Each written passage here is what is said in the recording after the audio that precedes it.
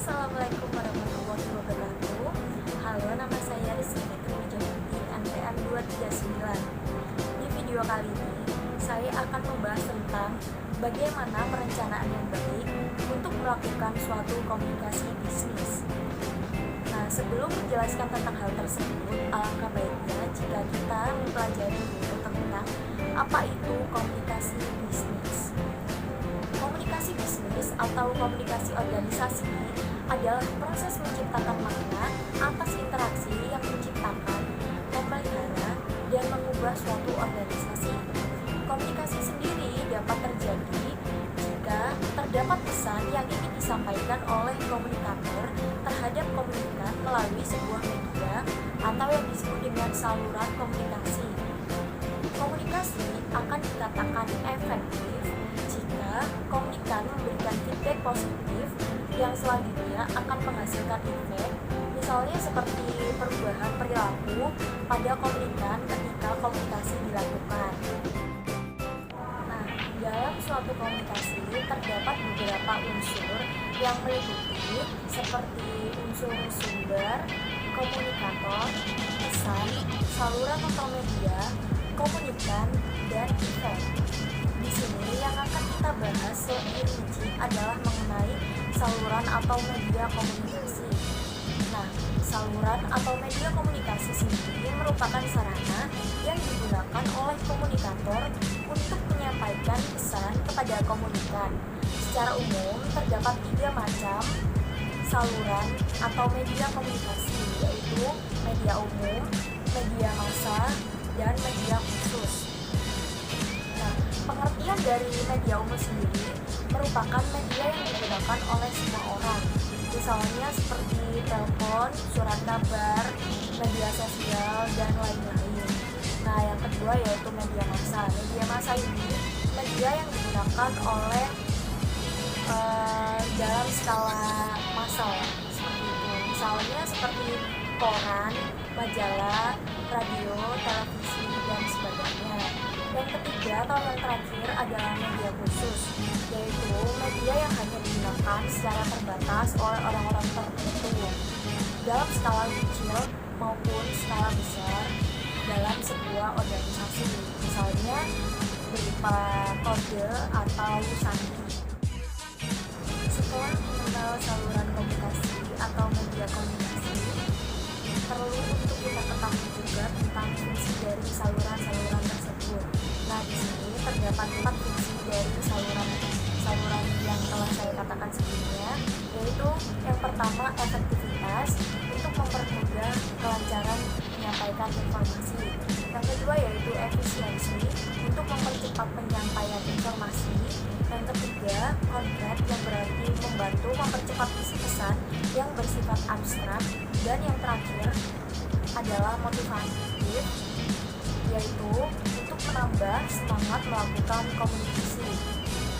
Nah, perlu kita ketahui bahwa saluran komunikasi yang tidak sesuai bisa menyebabkan fungsi komunikasi dalam suatu bisnis atau organisasi gagal untuk menyampaikan pesan yang ingin disampaikan. Nah, kegagalan ini disebabkan oleh hambatan atau gangguan yang terjadi pada saat proses komunikasi berlangsung. Gangguan komunikasi bisa berasal dari semua unsur komunikasi yang sudah saya sebutkan.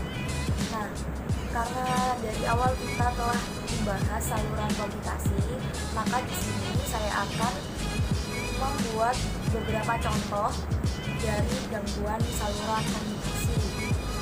Gangguan yang berasal dari saluran komunikasi umumnya sering kali terjadi pada media elektronik.